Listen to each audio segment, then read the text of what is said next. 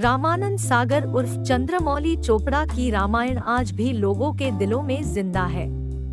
जब भी रामायण का जिक्र होता है तो रामानंद सागर का नाम जरूर आता है। यूँ कह लीजिए कि रामानंद सागर की रामायण के नाम से ही लोग उन्हें याद करते हैं। दिसंबर 1917 को जन्मे और 12 दिसंबर 2005 को उनका निधन हुआ, लेकिन टीवी शो रामायण ने उन्हें युगों युगों तक अमर कर दिया।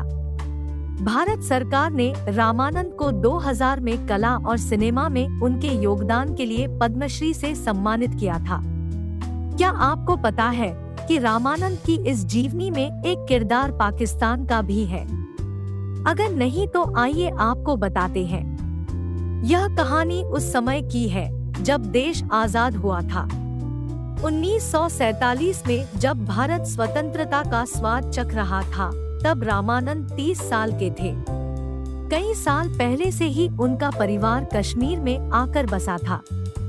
इसी बीच कुछ ऐसा हुआ जिसने रामानंद की जिंदगी को पूरी तरह बदल कर रख दिया। आजादी के उन दिनों में पाकिस्तान के हमले और कबालियों के आतंक ने रामानंद के परिवार को बुरी तरह प्रभावित किया।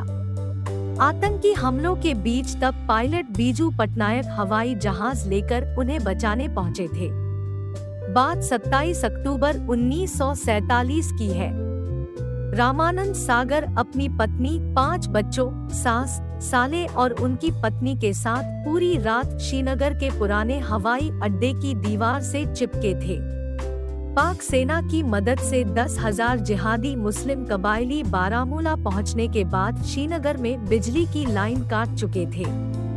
राजधानी में अंधेरी छा गया था, जिसके बाद लूट, अपहरण, बलात्कार का खेल शुरू हो चुका था।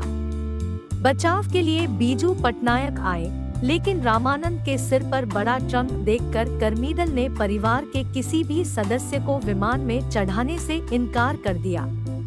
हताश शरणार्थी धक्का मुक्की कर रहे थे। रामानंद सागर जोर से चिल्लाए, ट्रंक मेरे साथ ही जाएगा, वरना परिवार का कोई नहीं जाएगा।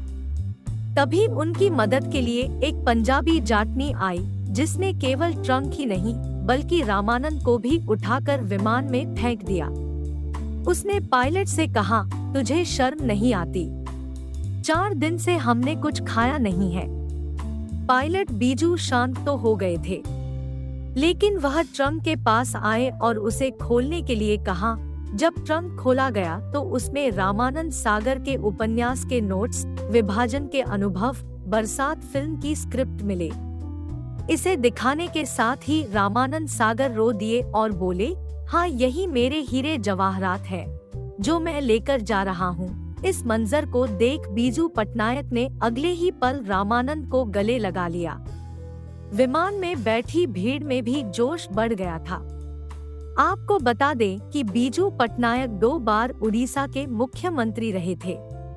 वह असम के राज्यपाल भी बने और इंडियन एयरलाइंस को कमर्शियल रूप से शुरू करने का श्रेय भी उन्हीं को ही जाता है। आगे तक देखने के लिए चैनल को सब्सक्राइब करें।